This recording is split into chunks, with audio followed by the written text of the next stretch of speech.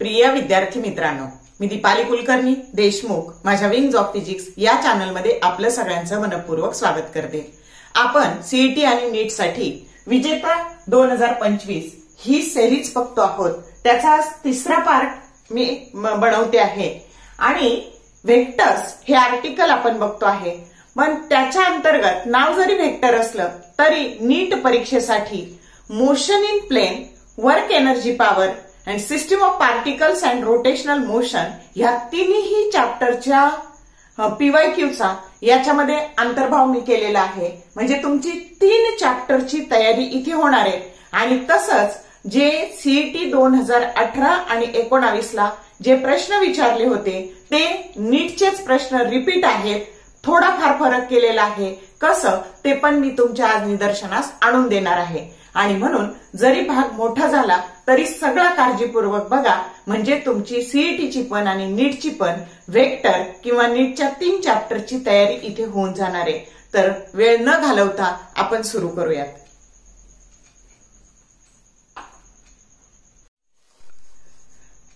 प्रश्न पहिला असा आहे बघा की जो AIPMT 1992 ला आलेला आहे। The resultant of vector A cross 0 will be equal to option A आहे 0, B आहे A, C आहे 0 वेक्टर आणि D आहे unit vector.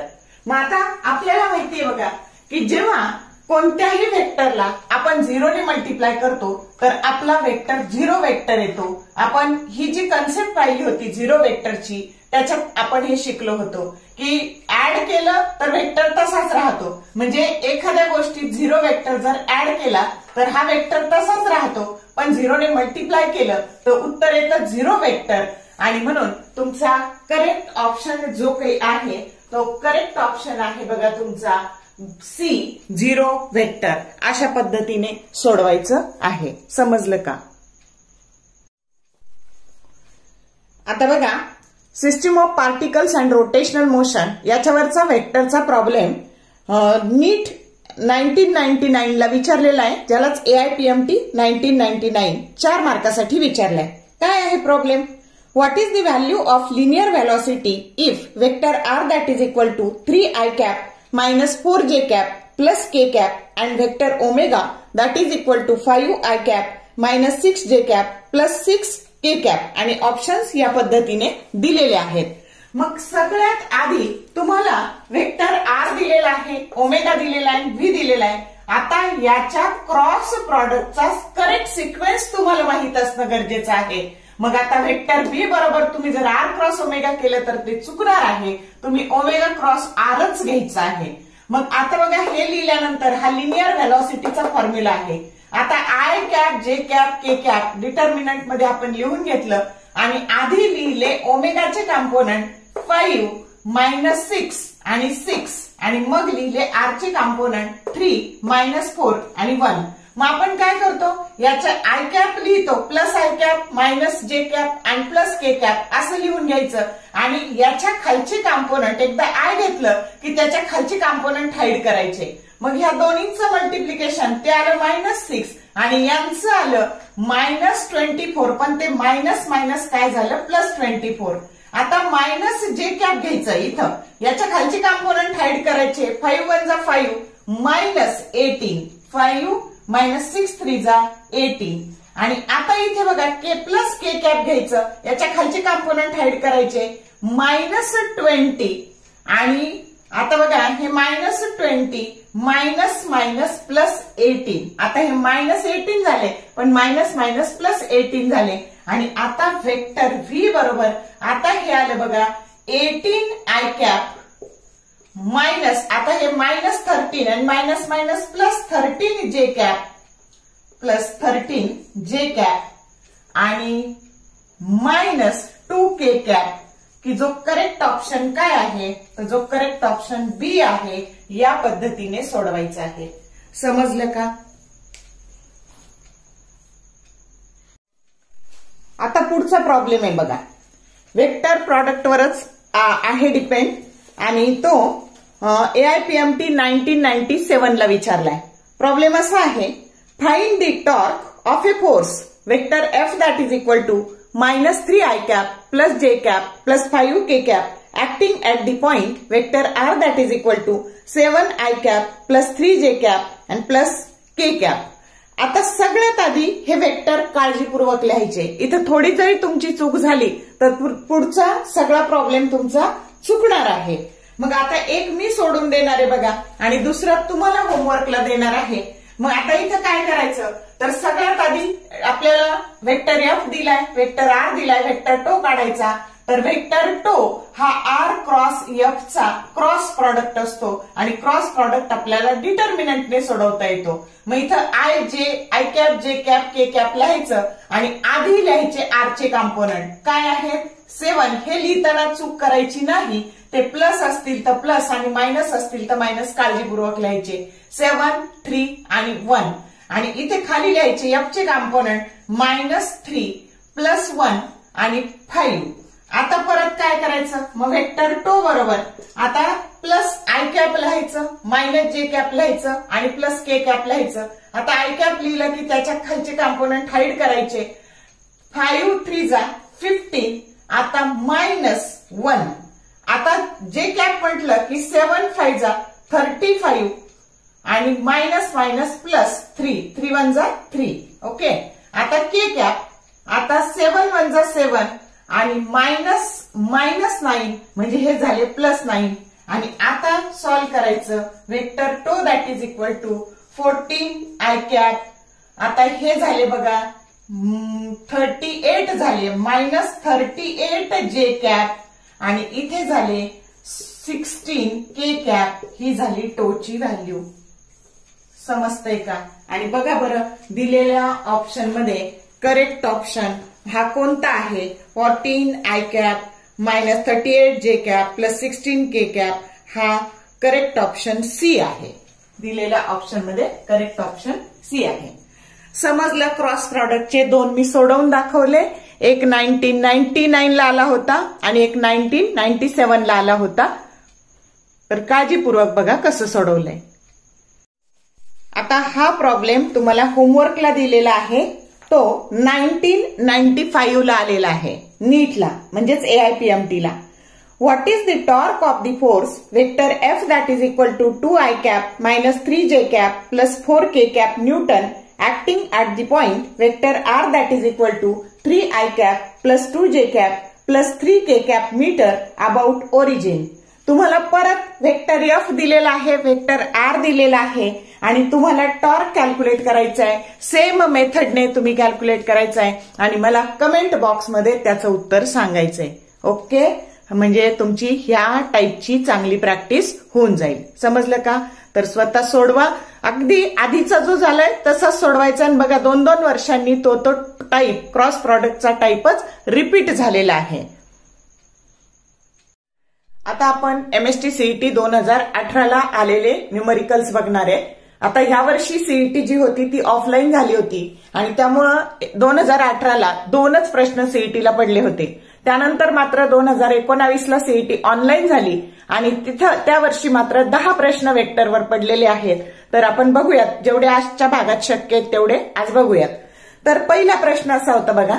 If vector A that is equal to 3i cap -2j cap plus k cap and vector B that is equal to i cap -3j cap plus 5k cap and vector C that is equal to 2i cap plus j cap -4k cap form a right angle triangle, then out of the following which one of is satisfied. आता पहिला option दिलाय vector A that is equal to vector B plus C and A square that is equal to B square plus C square. B option दिलाय vector A that is equal to vector B plus vector C and B square that is equal to A square plus C square. C option दिलाय vector B that is equal to vector A plus vector C and B square that is equal to A square plus C square आणि option D दिलाय vector A plus vector C and A square that is equal to B square plus C square. आता सोडवायचं कसं ते बघू बघा. तर आपल्याला आता आधी याच्या आपल्या ट्रायंगल लॉ नुसार बेरीज करून घ्यायची. तर कोणत्या दोनची बेरीज? ट्रायंगल लॉ नुसार 2 वेक्टर आपण क्रमाने घेतो आणि तिसरी बाजू ही या दोन्हीची बेरीज असते. मग आता बघूयात आपण, तर ह्या दोन्हीची बेरीज जर केली 3 प्लस 1 तर 4 येते, ते आहे का इथे? नाहीये. मग या दोन्हीची करू आपण. 1 प्लस 2 आलंय का? 3 आलंय. -1 प्लस 1 -2 -3 प्लस 1 -2 त्यानंतर +5 -4 प्लस 1 आलंय का? म्हणजे इथं काय दिसतंय तुम्हाला की हे दोन वेक्टर आहेत, त्यांची ही बेरीज आहे. Vector A that is equal to vector B plus vector C दिसतंय. मग आता आपल्याला हे दोन मधलं आपलं 4 मधले दोन ऑप्शन आहे पैकी vector A that is equal to B plus C वाला जो आहे वेक्टर ऑप्शन ए आणि ऑप्शन बी, आता या दोन मधलंच शोधायचंय. मग आता कोण कुणाला परपेंडिक्युलर आहे हे जर शोधायचं असेल तर आपण आधी घेऊ ए डॉट बी. आता ए डॉट बी त्याच्या ह्या फक्त कॉम्पोनंटचा गुणाकार करायचा आणि बेरीज करायची. ती जर 0 आली तर ते दोन एकमेकाला परपेंडिक्युलर आहे. मग आता बघा 3 1 जा 3 2 3 जा प्लस 6 त्याच्यानंतर हे 5 1 जा 5 प्लस, म्हणजे दॅट इज ही 0 नाहीये, करत बसायचं नाही. आता बी डॉट सी करू. आता बघा इथं B dot C that is equal to 2 -3 आणि -20, ही पण 0 नाहीये, म्हणजे हे दोन्ही पण एकमेकाला परपेंडिक्युलर नाही, हे पण नाही. आपण आता ए डॉट सी करू. मग ए डॉट सी जर केलं तर आता काय येतं बघा 3 2 जा 6 त्याच्यानंतर -2 आणि -4 आलं का 0, म्हणजे कोण कोणाला परपेंडिक्युलर आहे? ए आणि सी हे दोन्ही एकमेकाला परपेंडिक्युलर आहे. मग आता ए आणि सी जर परपेंडिक्युलर असतील तर काय आलं मग तुमचं B square that is equal to A square plus C square, म्हणजे करेक्ट हा दोन्ही असणारा ऑप्शन आहे ऑप्शन बी. आणि ह्या पद्धतीने आपल्याला सोडवायचंय. याला अजून एक पद्धत आहे बघा, प्रत्येकाचं मॅग्निट्यूड काढायचं. आता इथं जर तुम्ही एचं मॅग्निट्यूड काढलं, अजून एक पद्धत एचं मॅग्निट्यूड काढलं तर अंडर रूट ऑफ, आता बघा ह्या 3 चा square x square plus AY square plus AZ square 3 चा स्क्वेअर 9 अधिक 4 अधिक 1, म्हणजे हे काय झाले तर हे झाले 14. आता हे बीचं मॅग्निट्यूड काढलं आपण मॉड ऑफ बी. आता इथे आले हे 1 मायनस +9 3 चा स्क्वेअर आणि प्लस आता बघा 25 5 5 25, मग हे आले बघा अंडर रूट ऑफ 35 आणि इथे मॉड ऑफ सी जर काढलं तर ते येईल तुमचं 4 प्लस 1 प्लस 16, तर हे झाले 21. आणि बघा बरं पण याने पण तुमचं येतंय का B square that is equal to, म्हणजे हा under root of 35 square that is nothing but square of 14 चा स्क्वेअर अंडर रूट ऑफ 14 चा square plus under root of 21 चा स्क्वेअर, हे पण प्रूव्ह होतं. अशा पद्धतीने दोन प्रकारे आपल्याला हे न्यूमरिकल सोडवता येतं. तर सोपं आहे बघा, कोणती पद्धत तुम्ही वापरू शकता. सीईटी 2018 ला आलेलाच हा प्रॉब्लेम आहे बघा. A unit vector is represented as 0.8 I cap plus bj cap plus 0.4 k cap. Hence the value of B must be option A 0.4, option B root 0.6, option C 0.2 and option D root of 0.2. आता ह्या पद्धतीचा problem आहे ना same नीटला 1999 ला 4 मार्काला आलेला आहे. याच्यानंतर तो पण आपण घेणार आहे, म्हणजे तुम्हाला कळेल की सीईटी आणि नीटला प्रॉब्लेम सारखेच असतात. फक्त जो प्रॉब्लेम इथे 1 मार्काला आहे सीईटीला तोच नीटला 4 मार्काला आहे. पद्धत सेम असते म्हणून टाईप करून ठेवायचा, व्हॅल्यू नाही पाठ करायच्या, म्हणजे त्या पद्धतीचा कसाही प्रॉब्लेम आला तर तुम्हाला सोडवता येतो. आता दिलेला वेक्टर हा युनिट वेक्टर आहे, म्हणजे याची व्हॅल्यू 1 आहे. बघा आता याची व्हॅल्यू 1 आहे. मग आता आपल्याला या बी ची व्हॅल्यू शोधायची आहे. दिलेला वेक्टर असा आहे. मग आता तुम्हाला माहितीये की याला जर आपण मॅग्निट्यूड काढलं याचं तर याचं मॅग्निट्यूड 1 दिलेलं आहे आणि व्हेक्टरचं मॅग्निट्यूड कसं काढतो याला म्हटलं px square plus py square plus pz square. मग आता हे आहे बघा तुमचे 0.8 चा स्क्वेअर प्लस बी स्क्वेअर आणि प्लस 0.4 चा स्क्वेअर. मग याचा वर्ग एकच येणार आहे. मग याला जर किंवा आतमध्ये आधी सोडून घेतलं तर येणार 0.64 प्लस बी स्क्वेअर आणि प्लस 0.16. आता याची जर बेरीज केली तर ही येणार आहे 0.8 येणार आहे प्लस बी स्क्वेअर. आता याला स्क्वेअरिंग ऑन बोथ साइड्स, दोन्ही बाजूचा वर्ग केला. मग आता इथे आले बघा 0.8 प्लस बी स्क्वेअर. मग आता देअरफॉर बी स्क्वेअर बरोबर 1 मायनस 0.8 म्हणजे हे आले 0.2. पण आपल्याला बी स्क्वेअर नकोय, आपल्याला काय पाहिजे, बी पाहिजे. आणि म्हणून बी बरोबर अंडर रूट ऑफ 0.2 की जो करेक्ट ऑप्शन काय आहे तुमचा डी आहे. दिलेला करेक्ट ऑप्शन डी आहे. समजलं का? एवढ्या सोप्या पद्धतीने सोडवायचं आहे. आता नीट 1999 ला याच्यावरचं आलेलं न्यूमरिकल बघू. तुम्हाला प्रॉब्लेम असा दिलाय बघा. If A unit vector is represented by 0.5 i cap minus 0.8 j cap plus 6 k cap, then the value of c is option A under root of 0.01, B under root of 0.11, C 1 and D under root of 0.39. आता बघा 4 मार्काला आलाय. मग आता हा दिलेल्या वेक्टरला आपण vector P म्हणू, तो युनिट वेक्टर म्हणू, त्याचं व्हॅल्यू 1 टाकू. आता त्याचं मॅग्निट्यूड ह्या पद्धतीने घेऊ. 1 that is equal to square root of 0.5 चा स्क्वेअर मायनस 0.8 चा स्क्वेअर प्लस 6 स्क्वेअर. हे सॉल्व्ह केलं. 0.5 चा स्क्वेअर येतो 0.25, 8 चा येतो 0.8 चा येतो 0.64 प्लस 6 स्क्वेअर. याची बेरीज येते 0.89 प्लस 6 स्क्वेअर. आणि मग स्क्वेअरिंग ऑन बोथ साइड्स केलं तर ह्या पद्धतीने आलं. मग यातून हे 1 मधून हे मायनस केले, हे आले 0.11. पण ही सी स्क्वेअरची किंमत आहे. मग सी बरोबर अंडर रूट ऑफ 0.11 की जो करेक्ट ऑप्शन काय आहे बी आहे. सोपं करायचं बघा. पटकन स्क्वेअर करायचा आणि 1 मधून ते वजा करायचा आणि जी व्हॅल्यू येईल ना एवढं करत बसायचं नाही, ट्रिक वापरून करायचं. पटकन यांची बेरीज करायची, वर्ग करून बेरीज करायची, 1 मधून वजा करायचं, त्याला अंडर रूट घालायचं. या सोप्या पद्धतीने सोडवायचं. करेक्ट ऑप्शन बी आलेला आहे. सीईटी 2019 ला आलेला प्रॉब्लेम आहे बघा. The resultant of vector R and vector P and vector Q is perpendicular to vector P.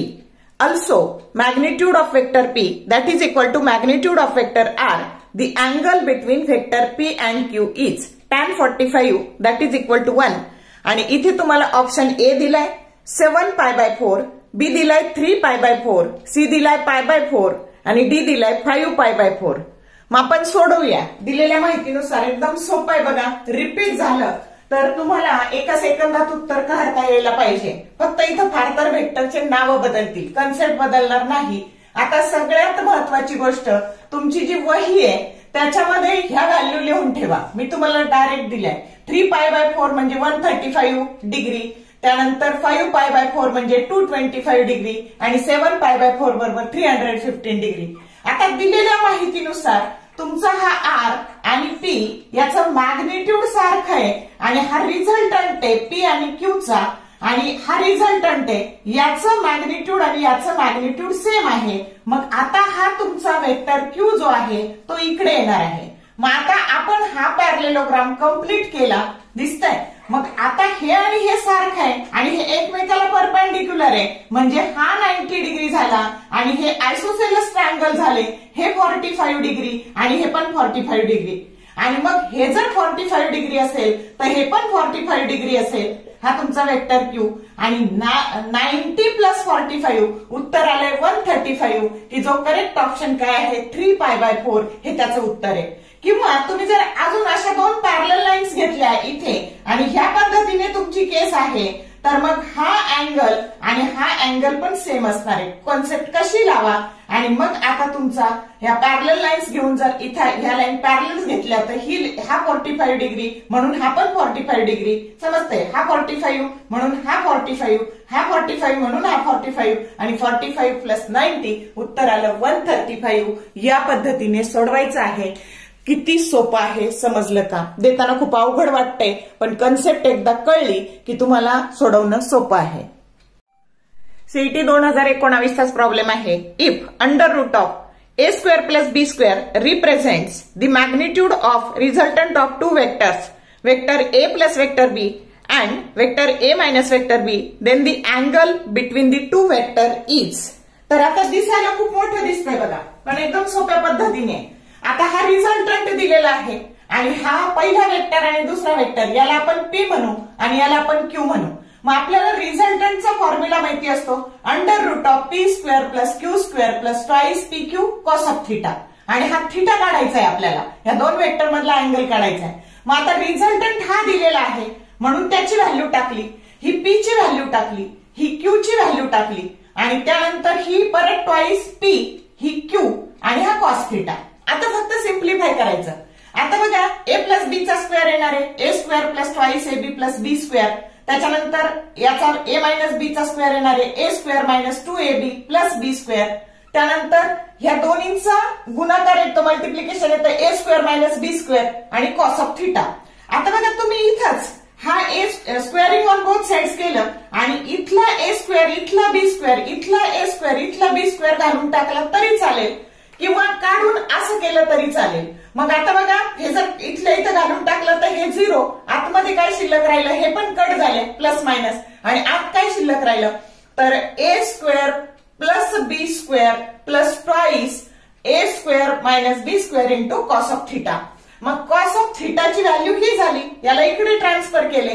मग आता हे इकडे ट्रान्सफर केले म्हणून हे प्लसचे काय झाले, मायनस a² + b² झाले, आणि त्याला याने डिवाइड केलं या पद्धतीने. मग थिटा बरोबर काय झालं, cos inverse minus into bracket a² + b² divided by twice into bracket a² - b², की जो करेक्ट ऑप्शन डी आहे. या पद्धतीने सोडवायचंय, तर रिपीट होऊ शकतं.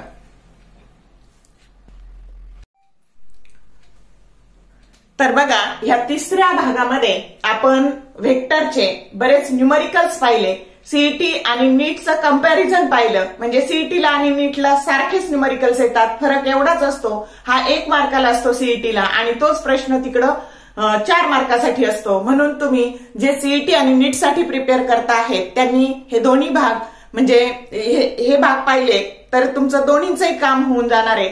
तर जरूर बघा, कमी वेळात तुमचा चांगला अभ्यास होण्याकरता, तुम्हाला प्रश्नांचं स्वरूप करण्याकरता ही सगळी सिरीज आहे. तर all the best for your study and exam, and thank you for watching this whole video.